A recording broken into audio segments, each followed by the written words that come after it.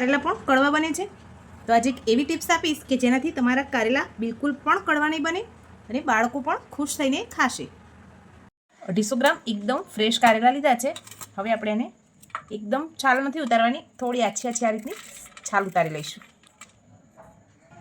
કારેલાને છોલી લીધા પછી આ રીતે વચ્ચેથી ચીરો પાડી એકવાર જોઈ લેવાનું, જો બીજ કે સડેલું તો નથી ને, બીજનો ભાગ હોય તો નીકાળી લઈશું અને આ રીતે એકદમ પતલી પતલી સ્લાઇસમાં આપણે કારેલાને કટ કરી લઈશું।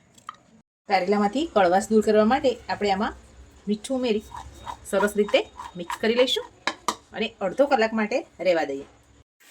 અડધો કલાક જેવું થઈ ગયું છે। આપણા કારેલામાંથી પાણી પણ સરસ છૂટું પડી ગયું છે। હવે પહેલાં એકવાર આ રીતે એનું બધું પાણી નીચોઈ અને કારેલાને અલગ કરી લઈશું। કારેલાને મીઠાના પાણીમાંથી નીકળ્યા પછી આ રીતે સાદું પાણી ઉમેરી સરસ મસળી અને ધોઈ લઈશું। પાણીમાંથી પણ આપણે આ રીતે નીચોઈ અને કાઢી લઈશું।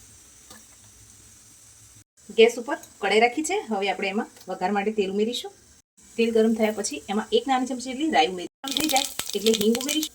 ઝીણી સમારી રાખેલી ડુંગળી ઉમેરી દઈએ, ધોઈને રાખેલા કારેલા ઉમેરી દઈશું। બધું સરસ એકવાર મિક્સ કરી દઈએ।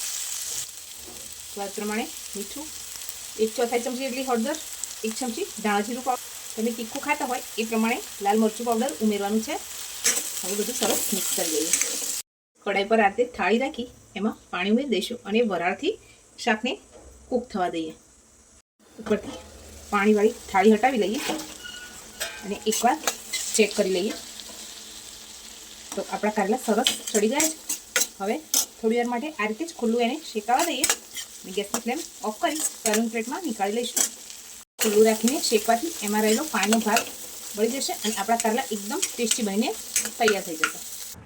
ફ્રેન્ડ્સ, તમને મારી કારેલાની રેસીપી ગમી હોય તો લાઇક, શેર અને સબસ્ક્રાઈબ કરવાનું ભૂલતા નહીં। Thank you.